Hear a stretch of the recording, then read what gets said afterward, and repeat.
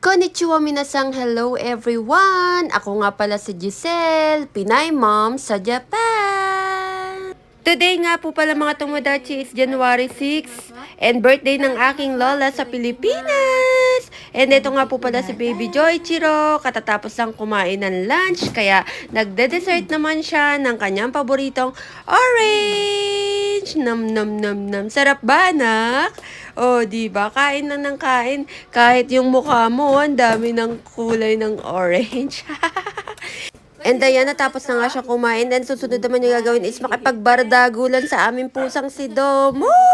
Na talaga namang walang magawa kundi ang magtiis. Dahil lagi na lang siyang kinukulit ni Jo-chan. Ayan no, tingnan nyo naman, laging hinihila ang buntot. Kaya pag minsan hindi na rin makapagtimpi si Domo, kaya nakakatakot din kasi baka makagat niya si Baby Jo-chan. Diyos mo yung Marimar, pasaway naman talaga.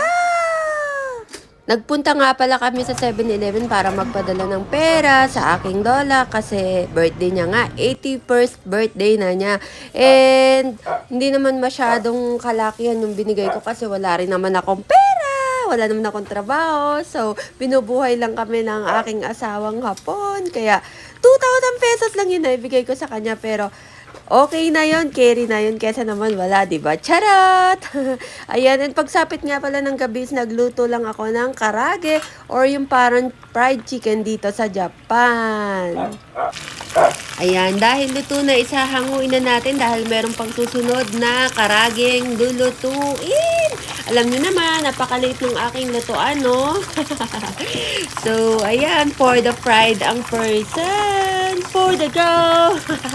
Sabi nga ni Mangyan, ni Kamangyan, for the go! O, diba? O, ayan na yung next batch! Ayan, i-pass forward na natin. Huwag na nating i-rewind. Charot! And ito na nga pala, kumakain na si Baby Jo-chan. Hindi ko na nakuhanan yung umpisa ng kanyang pagkain. So, medyo tira-tira na yan. Mahilig nga pala siya sa karage or sa fried chicken. Kahit nga Kentucky Fried Chicken, gustong-gusto niya eh. O, di ba? Grabe, di ba? O, panay ang subo niya ng chicken. Yung ibang pagkain niya is nakain na niya, no, mga tomodachi. Hindi ko lang agad na-videohan kasi nga nagluluto pa ako nung second batch ng karage. O, di ba? Multitasking. Habang kumakain si baby, nagluluto pa ako nung mga panahon na yun. Pero andyan sa tabi niya si Papa Hapon. Kaya lang ayaw naman magpa-video na yan. Alam niyo naman. Ay, hindi niyo pa pala alam kasi ngayon ko palang sinabi dito. And yay! Tapos na. So ako naman ang kakain. Ito na ang pagkain ko. Charan! Itadakimasu! Yay! This is my happiest moment. Kasi makakakain na ako ng bonggang-bongga. Hindi pa nga pala tapos kumain si Baby Jo-chan kaya andito pa siya sa aking tabi. Nandun naman sa kanyang tabi si Papa Hapon na ayaw magpa-video. Diyos mio Marimo.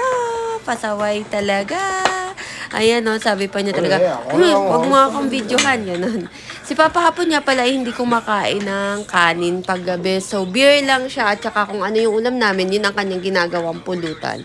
Ayan. So, kakain muna kami. Ang sarap talaga ng kain ko that time. And tingnan nyo naman itong pusa naming si Domo. Talaga naman sumampa pa dito sa akin habang ako'y kumakain. And habang nagbo-voice over nga pala ako is nandito si Baby Joichiro at nagliligalig na naman. Diyos mo yung Marimar, kakakain niya lang ng hapunan pero ako yung ginugulan niya.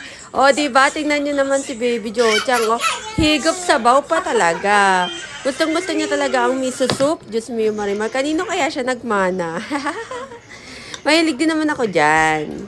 And so, ayan, fast forward tayo, mga around 9 p.m. Ayan na nga po si Papa Hapon, nakatulog na. Kasi ba naman, kagabi namuyat siya, diba? 1:30 a.m. na siya natapos makipagtelepono. So, ayan, tulog, pasaway talaga. Tawa-tawa lang si baby, oh.